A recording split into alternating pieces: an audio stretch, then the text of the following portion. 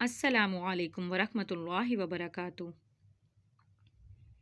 آج کی اس ویڈیو میں ہم سورۃ بقرہ شروع کریں گے، یعنی الف لام میم پارے کا پہلا رکوع ترجمے اور تفصیل کے ساتھ پڑھیں گے۔ اس لیے میری اس ویڈیو کو آخر تک ضرور دیکھیں اگر آپ گھر بیٹھ کر قرآن پاک کو ترجمے اور تفصیل کے ساتھ سیکھنا چاہتے ہیں۔ سب سے پہلے ہم اس سورت کا تعارف بیان کریں گے۔ یہ قرآن کریم کی سب سے لمبی سورت ہے۔ اس سورت کا آغاز اسلام کے بنیادی عقائد یعنی توحید، رسالت اور آخرت کے بیان سے ہوا ہے۔ اس میں انسان کی 3 قسمیں یعنی مومن، کافر اور منافق بیان کی گئی ہیں۔ پھر حضرت آدم علیہ السلام کی تخلیق کا واقعہ بیان فرمایا گیا ہے تاکہ انسانوں کو اپنی پیدائش کا مقصد معلوم ہو۔ اس کے بعد آیت کے ایک طویل سلسلے میں بنیادی طور پر خطاب یہودیوں سے ہے جو بڑی تعداد میں مدینہ منورہ کے آس پاس آباد تھے۔ ان پر اللہ تعالیٰ نے جو نعمتیں نازل فرمائیں اور جس طرح انہوں نے ناشکری اور نافرمانی سے کام لیا، اس کا مفصل بیان ہے۔ پہلے پارے کے تقریباً آخر میں حضرت ابراہیم علیہ السلام کا تذکرہ ہے، اس لیے کہ انہیں نہ صرف یہودی اور عیسائی بلکہ عرب کے بت پرست بھی اپنا پیشوا مانتے تھے۔ ان سب کو یاد دلایا گیا ہے کہ وہ خالص توحید کے قائل تھے اور انہوں نے کبھی کسی قسم کے شرک کو گوارا نہیں کیا۔ اب ہم شروع کریں گے سورۃ البقرہ۔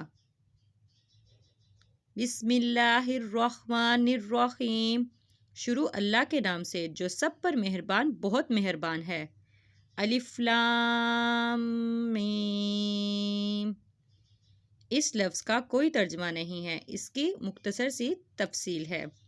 مختلف سورتوں کے شروع میں یہ حروف اس طرح الگ الگ نازل ہوئے تھے، ان کو حروف مقطعات کہتے ہیں، اور صحیح بات یہ ہے کہ ان کا ٹھیک ٹھیک مطلب اللہ کا تعالیٰ کے سوا کسی کو معلوم نہیں۔ ذالک الکتاب لا ریب فیہ ھدی للمتقین۔ یہ کتاب ایسی ہے کہ اس میں کوئی شک نہیں، یہ ہدایت ہے ان ڈر رکھنے والوں کے لیے۔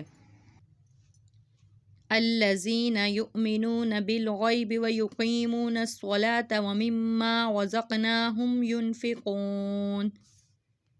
جو بے دیکھی چیزوں پر ایمان لاتے ہیں اور نماز قائم کرتے ہیں اور جو کچھ ہم نے انہیں دیا اس میں اللہ کی خوشنودی کے کاموں میں خرچ کرتے ہیں۔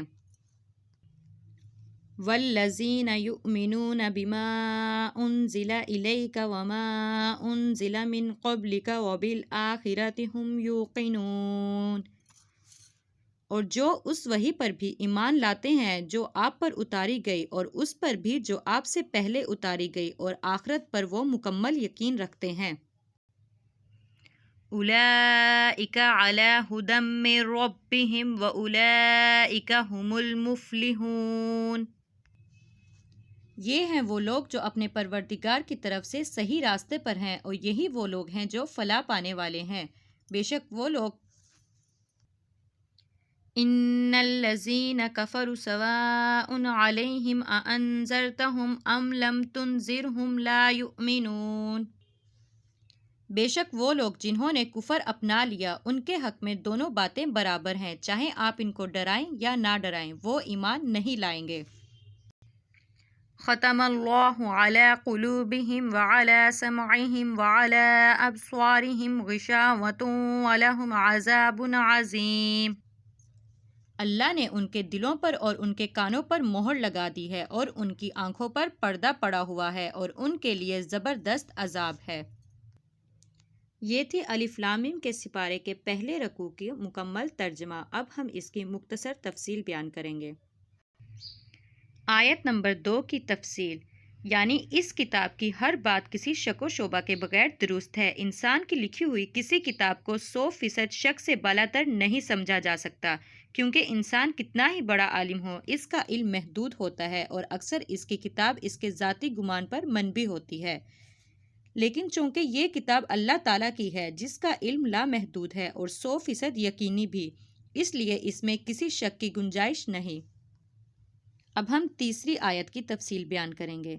اگرچہ قرآن کریم نے صحیح راستہ ہر ایک کو دکھایا ہے، خواہ وہ مومن ہو یا کافر، اس لیے اس معنی کے لحاظ سے اس کی ہدایت سب کے لیے ہے، لیکن نتیجے کے اعتبار سے دیکھا جائے تو اس ہدایت کا فائدہ انہی کو پہنچتا ہے جو اس کی بات مان کر اس کے تمام احکام اور تعلیمات پر عمل کریں۔ اس لیے یہ فرمایا گیا ہے کہ یہ ہدایت ہے ڈر رکھنے والوں کے لیے جو بے دیکھی چیزوں پر ایمان لاتے ہیں۔ لہٰذا ڈر رکھنے کا مطلب یہ ہے کہ انسان یہ بات ہمیشہ پیش نظر رکھے کہ اسے ایک دن اللہ کے حضور اپنے تمام اعمال کا جواب دینا ہے۔ چوتھی آیت کی تفصیل۔ جو لوگ قرآن کریم کی ہدایت سے فائدہ اٹھاتے ہیں، یہاں ان کی اہم صفات بیان فرمائی گئی ہے۔ ان میں سب سے پہلی صفت تو یہ ہے کہ وہ غیب یا ان دیکھی چیزوں پر ایمان لاتے ہیں، جس کا خلاصہ یہ ہے کہ جو کچھ اللہ تعالیٰ نے قرآن کریم میں بیان فرمایا یا جو کچھ حضور نبی اکرم صلی اللہ علیہ وآلہ وسلم نے ارشاد فرمایا، اس سب پر ایمان لاتے ہیں۔ دوسری چیز نماز قائم کرنا، وہ بدنی عبادتوں میں سے اہم ہے، اور تیسری چیز اپنے مال میں سے اللہ تعالیٰ کے راستے میں خرچ کرنا ہے، جس میں زکوٰۃ صدقات آ جاتے ہیں جو مالی عبادت ہے۔ اب ہم 5ویں آیت کی تفصیل بیان کریں گے۔ اس آیت میں ایک لطیف اشارہ اس طرف بھی موجود ہے کہ وحی کا سلسلہ ان حضرت صلی اللہ علیہ وآلہ وسلم پر ختم ہو گیا۔ آپ کے بعد کوئی وحی نازل نہیں ہوئی، اور آپ سے پہلے کے انبیاء علیہ السلام پر نازل ہونے والی وحی کا ذکر فرمایا ہے۔ آپ کے بعد کسی وحی کا ذکر نہیں فرمایا۔ اگر آپ کے بعد بھی کوئی نیا پیغمبر آنے والا ہوتا یا اس کی وحی پر ایمان لانا ضروری ہوتا تو اس کی بھی یہاں بیان فرمایا جاتا، جیسا کہ پچھلے پیغمبروں سے یہ عہد لیا گیا تھا۔ اب ہم 6 آیت کی تفصیل بیان کریں گے۔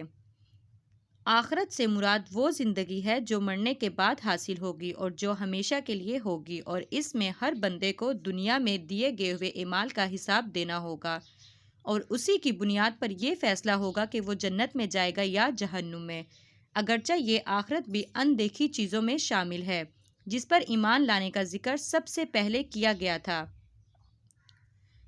آخرت کا عقیدہ ہی در حقیقت انسان کی سوچ اور اس کی عملی زندگی کو صحیح راستے پر رکھتا ہے۔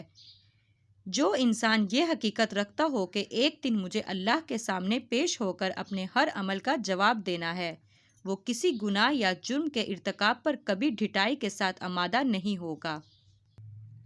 یہ تھی سورۃ بقرہ کے پہلے رکوع کی مکمل ترجمہ اور تفصیل۔